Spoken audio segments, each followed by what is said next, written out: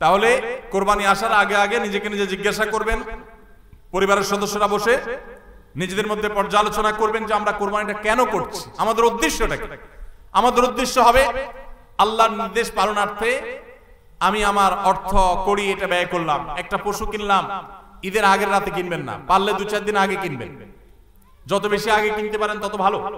কিনলে ওই পশুটাকে আপনি নিজে হাতে খাওয়াবেন, গোসল করাবেন, ওইটাকে পরিপালন করবেন, প্রতিপালন করবেন, ওটার মধ্যে একটা মায়া হবে। এরপরে সেই পশু যখন জবে হবে নিজের কাছে একটু খারাপ লাগবে। এটা এক ধরনের স্যাক্রিফাইস।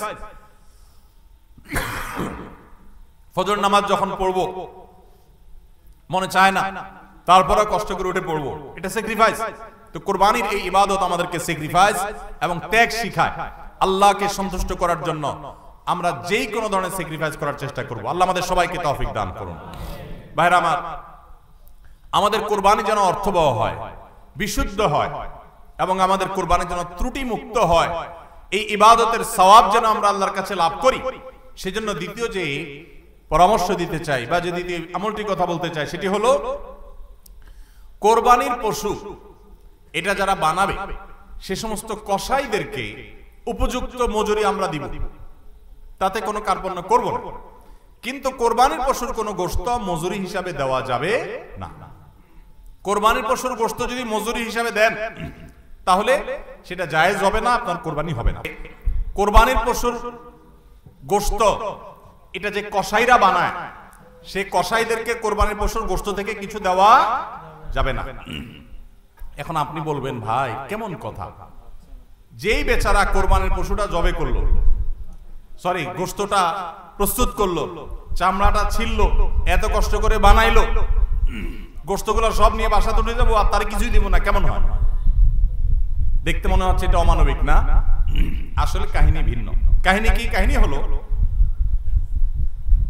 কোরবানির পশু আমরা যখন জবাই করলাম বিসমিল্লাহ আল্লাহু আকবার আল্লাহুম্মা মিনকা ওয়ালাক, এটা যখন জবাই করলাম আল্লাহর নামে, তখন এই পশু আল্লাহর নামে জবে হয়ে গেছে। এটা মূলত যেটা বললাম গরিব দুঃখীকে দেওয়ার কথা।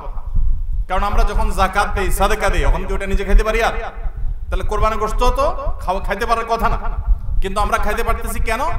আল্লাহ তাআলা এই একটা আর্থিক ইবাদত আল্লাহ কবুল করেছেন। আমরা যখন সহি নিয়ত যদি করে থাকি আল্লাহ কবুল করে, এরপর বলেন ঠিক আছে তোমাকে দিলাম, তুমি খাও, আমার তরফ থেকে, আল্লাহর তরফ থেকে আবার আমি খাই।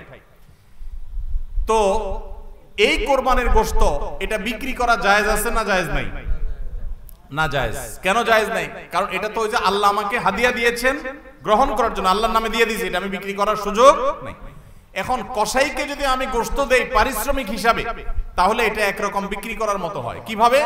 তিনি কষ্ট করেছেন, তাকে তার বিনিময়ে দিলাম, তাহলে বিক্রি করার মতোই হলো। আমি গোশতটা তাকে একটা বিনিময় নিয়ে দিলাম, গোশত দিয়ে টাকা নিলাম, বিক্রি করা এটা, এখানে গোশত দিয়ে শ্রম দিলাম, একই জিনিস। এই জন্য এটা জায়েজ নাই। তাহলে কি করবেন? কসাইকে তার ন্যায্য মূল্য দিবেন। একটা গরু বানানোর জন্য যা লাগে তা পুরাটা দিবেন এবং আগে ভাগে এগুলো চুকায় নেবেন। মুশকিল হলো কসাইরা জানে যে একটা গরু বানাইতে হয়তো বাজার দর অনুযায়ী 10,000 টাকা নিত, এখন সে 8,000 রাজি হয়ে গেছে। কেন 8,000 রাজি হয়ে গেছে? কারণ সে জানে তার সাথে আরো যে 3-4 জন থাকবে, সবাইরে আপনি কমপক্ষে এই 4 জনকে যদি 2 কেজি করে বা 3 কেজি করে গোশত দেন, তাহলে 3-4 12 কেজি হবে। তো 12 কেজি গোশতের বাজারের দাম কত?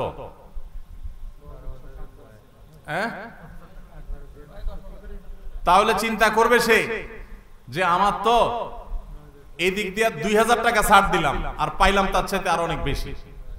এই জন্য কসাই কম টাকা রাজি হয়ে যাবে। কসাইকে এই জন্য আগে ভাগে বলে দিবেন, শুনেন, কথা শুনেন ভালো করে, গোশত কিন্তু আপনাকে এক পিছু দেব না, আপনি কত নিবেন সেটা আপনি চুকান, আমার খাটলে নেব, না হলে অন্য কসাইয়ের সাথে আলাপ করবো, কিন্তু আগে মাথায় এটা রাখেন আপনারা কিন্তু আমি গোশত দেব না, টাকা যা নেওয়ার নিবেন। নবী করিম সাল্লাল্লাহু আলাইহি সাল্লাম আলী রাদিয়াল্লাহু তাআলাকে এটা বলে দিয়েছেন, কুরবানি করার সময় বলে দিয়েছেন, দেখো কসাইকে কিন্তু কুরবানির গোশত দিবা না, কুরবানির গোশত শুধু না, কুরবানির পশুর কোনো কিছু বিনিময় দিবা না, তাকে টাকা দিবা আলাদা, যত টাকা লাগে সেটা দিবা, গোশত দিবা না, তাহলে বিনিময় হয়ে যাবে, এটা জায়েজ হবে না, তোমার কুরবানি হবে না। এই জন্য ভাইরা এই জিনিসটা আমাদের সাবধান থাকতে হবে, কসাইকে কুরবানির গোশত বিনিময় হিসেবে দেওয়া যাবে না। হ্যাঁ, কসাই যদি গরিব হয় তাহলে সেক্ষেত্রে অন্য গরিবকে আপনি আধা কেজি করে দিয়েছেন, কসাইরও আধা কেজি দিতে পারেন, অন্য গরিবকে 1 কেজি করে দিয়েছেন, কসাইরও 1 কেজি দিতে পারেন, কিন্তু কসাই হিসাবে না। সেটা হলো তিনি যদি কসাইগিরি নাও করতেন তারপরও আপনি তাকে দিতেন যদ্দুর অদ্দুর দিবেন। এর বেশি যদি আপনি দেন এবং সেটা যদি বিনিময় হিসাবে দেন তাহলে কি হবে না, জায়েজ হবে না। এই একটা মাসআলা না জানার কারণে আমাদের অনেকের কোরবানি এটা নিয়ে টানাটানি দেখা দেয়। নাম্বার 3 এবং শেষ পয়েন্ট হলো কোরবানির পশুর গোশত, এটা আপনি আহরণ করতে গিয়ে মাথায় রাখবেন যে কোরবানির পশুর রক্ত, বুড়ির ময়লা এগুলো যেন আশপাশের পরিবেশটা নষ্ট না করে। আমরা অনেক সময় দেখি কোরবানির ঈদের 2 দিন 4 দিন 5 দিন পর পর্যন্ত রাস্তাঘাট দিয়ে চলা যায় না দুর্গন্ধের চোটে, ঠিক না বেঠিক? এবং কোরবানির মৌসুমে প্রায় বিভিন্ন বছরে দেখি আমরা বন্যা হয়, এই ময়লাগুলো পানির সাথে বিভিন্ন জায়গায় ছড়ায় পড়ে। বিশেষ করে আমাদের বাইরে আশেপাশে রাস্তাঘাট দিয়ে পথচারীরা যখন চলে, আপনার কোরবানির পশুর দুর্গন্ধ, এটার ময়লা, রক্ত এগুলো যদি আশপাশে পরিবেশ নষ্ট করে, মানুষের নাক ধরে, মানুষ অসুস্থ হয়, নানা রকমের রোগ তৈরি হয়, এখান থেকে নানা রকম রোগবালাই ছড়ায় এবং মানুষের কষ্টের কারণ হয়, তাহলে কোরবানি দিয়ে আপনি সওয়াবের পরিবর্তে গুনাহ হওয়ার আশঙ্কা আছে। এজন্য নিজ দায়িত্বে আমার পশুর কোরবানির রক্ত গর্ত করে এমন ভাবে কোরবানি করব যে সব গর্তে চলে যাবে এবং মাটি চাপা দিয়ে দিব এবং পানি দিয়ে এমন ভাবে পরিষ্কার করে দিব, ব্লিচিং পাউডার ইত্যাদি দিয়ে এমন ভাবে পরিষ্কার করব যাতে করে আশপাশে কোনো মানুষের কষ্ট না হয়। অনেকে আছেন কোরবানির বুড়ি ময়লাগুলা যেখানে সেখানে ফেলে দিয়ে রাস্তার পাশে উনি বুড়িটা নিয়ে চলে গেছেন। এটা কোনো ভালো মুসলমানের কাজ না, এটা ফাসিক মানুষের কাজ। নবী করিম সাল্লাল্লাহু আলাইহি সাল্লাম ঈমানের শাখা বলতে গিয়ে বলেছেন ইমাতাতুল আদা আনিত তারিক, ঈমানের একটা শাখা হলো রাস্তায় এমন কিছু যদি কেউ কষ্ট ফেলে রাখে যেটাতে আরেকজনের কষ্ট হয়, সেটা আপনি আরেকজন ফেললে আপনি সরাই দিবেন, এটা হলো ঈমানের দাবি। আর আপনি নিজে যদি ফালান সেই জিনিসটা, যে জিনিসটা মানুষের কষ্ট হয়, তাহলে এটা তো কুফরির অঙ্গ। কথা কি বুঝাইতে পারছি? আমরা অনেকে কোরবানি করি কিন্তু এই জিনিসগুলো খেয়াল করি না যে আমার কোরবানিটাকে অনর্থক করে দিতে পারে, অর্থহীন করে দিতে পারে, সওয়াবের পরিবর্তে গুনাহ হতে পারে। এজন্য কোরবানির পশুর রক্ত, ময়লা, বুড়ির ময়লা এই সবগুলোকে আমরা নিজ দায়িত্বে একেবারে পরিষ্কার করে রাখবো। মনে থাকবে তো ইনশাআল্লাহ? আল্লাহ তাআলা আমাদের সবাইকে কোরবানির এই ইবাদতকে আল্লাহকে সন্তুষ্ট করবার উদ্দেশ্যে খালেস এবং বিশুদ্ধ নিয়তে, সহি নিয়তে এবং এই কোরবানিকে আল্লাহ তাআলা বিশুদ্ধ উপায়ে আমাদেরকে সবাইকে সম্পাদন করার তৌফিক দান করুন। আমাদের কোরবানির পশুর রক্ত বা পশুর কোনো কিছু দুর্গন্ধ বা কোনো কিছু, কোনো ময়লা যেন পরিবেশকে দূষিত না করে, মানুষের কষ্টের যেন কারণ না হয়। আল্লাহ তাআলা আমাদের সবাইকে সে বিষয়গুলোকে মেনে চলার তৌফিক দান করুন।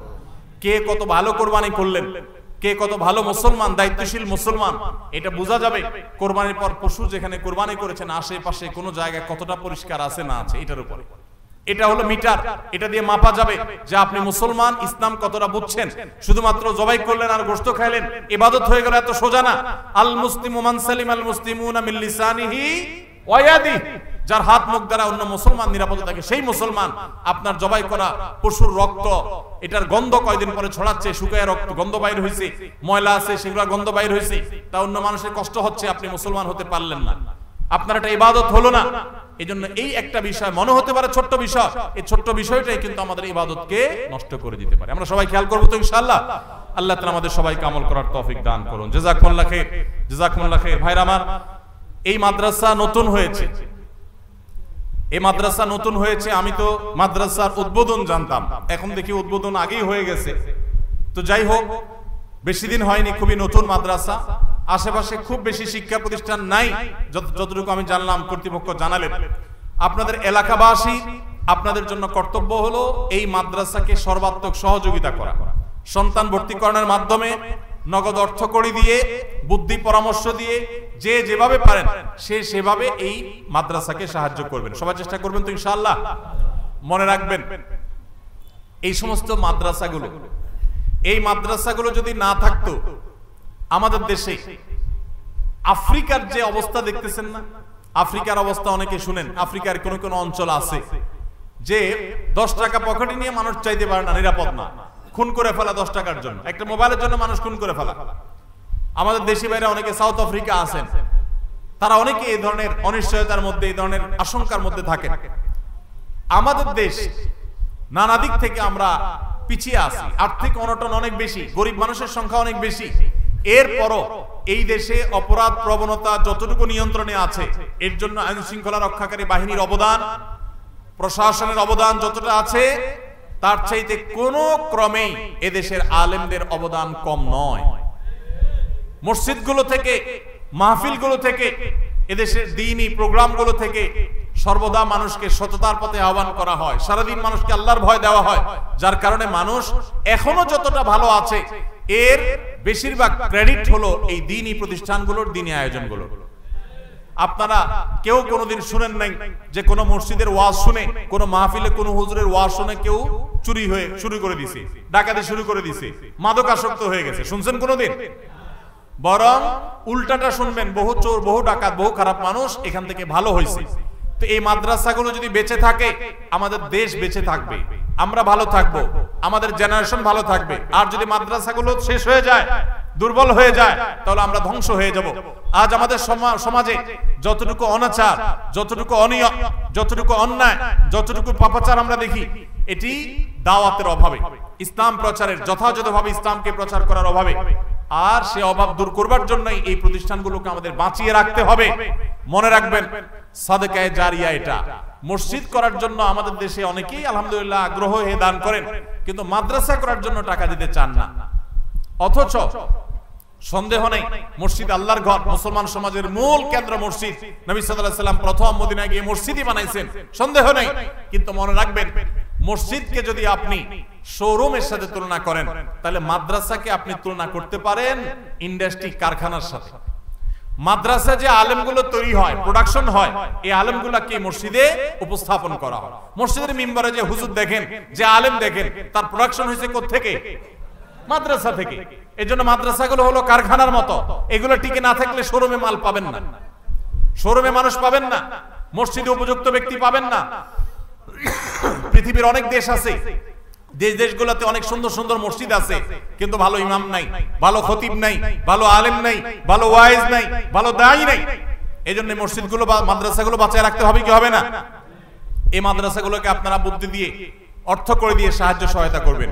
চাঁদপুরের মানুষ পয়সাওয়ালা মানুষ, মাদ্রাসা এখনো কয়েক লক্ষ টাকা দেয় না। কই মোতায়েম সাহেব কত টাকা দেয় না? কত টাকা দেয় না? 16 লক্ষ টাকা নাকি দেন। আল্লাহু আকবার। এতটুকু একটা মাদ্রাসা, তার মানে দেনার উপরে দাঁড়িয়ে আছে মাদ্রাসা। তো আল্লাহর ঘর, মসজিদ অথবা দ্বীনের শিক্ষা প্রতিষ্ঠান, মাদ্রাসা, এগুলা লোনের উপরে দাঁড়ায় থাকবে, কিভাবে আল্লাহর কাছে আমরা জবাবদিহি করব? প্রত্যেকে যার যার সাধ্য অনুযায়ী আমরা মাদ্রাসার জন্য শরীক হব, ঠিক আছে তো ইনশাআল্লাহ? আমরা যদি সবাই একটু একটু করে ভাগ করে নেই, তাহলে মসজিদের দেনা পরিশোধ হতে, মাদ্রাসার দেনা পরিশোধ হতে খুব বেশি সময় লাগবে না। আল্লাহ তাআলা আমাদের সবাইকে তৌফিক দান করুন। কালেকশন করছেন নি? করছেন নি কালেকশন? মাশাআল্লাহ, মাশাআল্লাহ, জাযাকুমুল্লাহ খাইর। তাহলে আপনারা সবাই যার যার সাধ্য অনুযায়ী, এখন কেউ বিশেষভাবে বলার মতো আছেন, বিশেষ কোন অঙ্ক? 16 লাখ টাকা দেনা আছে, 1 লাখ 2 লাখ এরকম দেনা দিয়ে দিবেন, মাদ্রাসা দেনা পরিশোধের জন্য দান করবেন, কেউ আছেন? সাদাকায়ে জারিয়া। আম কিনে খাওয়া এক জিনিস, আর আম গাছ লাগায়া সে গাছের আম খাওয়া আরেক জিনিস। আপনি নিজে সুবহানাল্লাহ, আলহামদুলিল্লাহ, আল্লাহু আকবার পড়লেন, ইবাদত বন্দি করলেন, এটা হলো আম কিনা খাইলেন, ওয়ান টাইম খাইলেন, শেষ। আর আম গাছ লাগাই দিলেন, এই মাদ্রাসায় টাকা দান করলেন, এটা হলো আম গাছ লাগানো। কারণ এখান থেকে যত ছাত্র বাইর হবে, আলেম বাইর হবে, হাফেজ বাইর হবে, এগুলো সবগুলোর সব আপনি পাইতে থাকবেন। গাছ লাগালে যেরকম প্রতি বছর বছর আম খান, ঠিক একই ভাবে মাদ্রাসা করলে সেখানে প্রতি বছর বছর যে ছাত্র বাইর হবে, আলেম বাইর হবে, সেগুলোর সব আল্লাহ তাআলা আপনাকে কবরে বসায় বসায় শোয়া শোয়া দিবেন।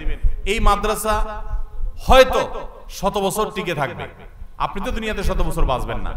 সুবহানাল্লাহ একবার বলবেন, একবারও সওয়াব পাবেন, কিন্তু মাদ্রাসাটা যতদিন থাকবে ততদিন আপনার আমলনামায় সওয়াব যেতে থাকবে। সবাই শরীক হওয়ার চেষ্টা করবো তো ইনশাআল্লাহ? বলার মতো উল্লেখযোগ্য কেউ আসেননি যে মাদ্রাসার দেনা পরিশোধের জন্য, মাদ্রাসার বিল্ডিং এর কাজের জন্য সাদকা জারিয়া হিসাবে শরীক থাকবেন, এরকম কেউ বলার মতো আছেন? যদি কেউ থাকেন, মোতায়েম সাহেবের সাথে যোগাযোগ করবেন এবং মাহফিল উপলক্ষে অন্তত কিছু না কিছু শরীক হয়ে যাওয়ার চেষ্টা করবেন। আল্লাহ তাআলা সবাইকে তৌফিক দান করুন। জাযাকুমুল্লাহ খাইর।